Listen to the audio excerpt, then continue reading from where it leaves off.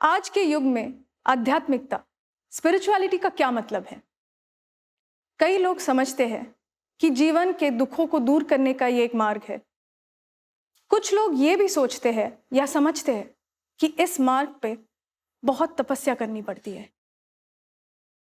इन सब धारणाओं और विचारों के कारण आध्यात्मिकता का सही अर्थ हम नहीं समझ पाते हैं और इसे काफी कॉम्प्लिकेट कर देते हैं। मैत्रेय दादाश्री जी कहते हैं, spirituality is simply being natural. पर क्या ये वास्तव में प्रेजेंट में पॉसिबल है? क्या ये इतना आसान है? Is it so easy to live a spiritual life simply? आज हमारे साथ मैत्रेय दादाश्री जी है, जो हमारे जीवन में प्रेरणा ला सकते हैं, परिवर्तन ला सकते हैं और हमें हमारे ईश्वर से जुड़ने में प्रेरित कर सकते हैं। नमस्ते दादाश्री जी। नमस्ते। दादाश्री जी, आप पहले तो मुझे ये जानना था कि आध्यात्मिकता ये आपके अनुसार क्या है? अब देखिए, हम इसे बहुत अलग-अलग प्रकार से भी समझ सकते हैं। अध्यात्म मतलब है ना, कहीं पर ईश्वर की प्राप्ति करना या कोई ध्यान की क्रिया करना या भजन कीर्तन करना। पर हम जब इसे परिभाषित करते हैं तो हम यही कहते हैं कि बहुत सहज रहना, अपने आप के साथ बहुत सहज रहना, जैसे भी आप हो वैसे ही रहना। उसमें कुछ अलग बदलाव करने की खुद से आप कोशिश मत कीजिए। जैसे भी हो आप वैसे आप रह लो। खुद के साथ एक एक तसल्ली का जो एक अनुभव है ना कि बस सब ठीक है, मैं ऐसा ही हूँ। इस भाव में रहना ही आध्यात्मिक होना है। हम इसे समझ सकते हैं कि खुद को खोजना, स्वयं को खोजना एक अध्यात्म जो स्थिति है, उसको हम इस तरह से भी देख सकते हैं कि हम स्वयं को लगातार खोजने की क्रिया में लगे रहते हैं।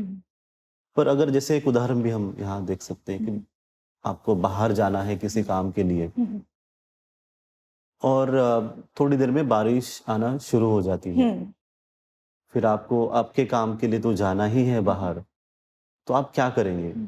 आप कोई रेनकोट पहन सकते हैं या कोई छाता लेके जा सकते हैं, पर आपको बाहर तो जाना ही है। उस बारिश में खड़े होना ही है, अपने काम के लिए आगे बढ़ना ही है। पर जब आपको कोई पूछे कि अनुभव कैसा रहा, बारिश में भीगने का अनुभव आपका कैसे था, तो आप इसे बता नहीं पाओगे, क्योंकि आपके पास कुछ तो था जिससे कि आपने अपने आप को प्रोटेक्ट करके रखा था कि आपको वो बारिश नहीं लगा। हम ये कहते हैं कि कब आपको फील होता है, दिल से लगता है कि बाहर जाना, बारिश में भीगना, बारिश का अनुभव लेना, जिस तरह से बारिश की हर बूंदे आपको स्पर्श करती है और उससे जो अनुभव होता है या अनुभूति होती है, उसे बताना कि मैंने इस प्रकार से अनुभव किया। तो ये ज़रूर हो सकता है कि आप छाता भी लेके जा सकते हैं, पर आप अनुभव पूर्णतः नहीं कर सकते बारिश को। तो जब आपको कोई पूछते हैं कि आपका अनुभव कैसा रहा, तो हम बता नहीं सकते। हुआ क्या है अब इस वक़्त पे कि हमने हमारी जो पहचान है, वो छाते के साथ बना दी है, उस रेनकोट के साथ बना दी है। जीवन में हम सब आप देखेंगे ना, जो चीज़ें हैं, चीज़ों के अनुसार आप अपने आप की एक व्याख्या बना देते हैं। जैसे कि आपके कपड़े कैसे हैं या आप किस प्रकार का मोबाइल यूज़ करते हैं, कितना महँगा मोबाइल यूज़ करते हैं या कितनी महँगी गाड़ी आपके पास है, कार आपके पास है।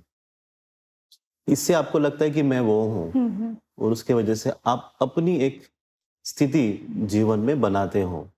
पर आध्यात्मिक होना मतलब बहुत सहज होना, मतलब अपनी दिल की आवाज़ सुनना और उसके अनुसार काम करना।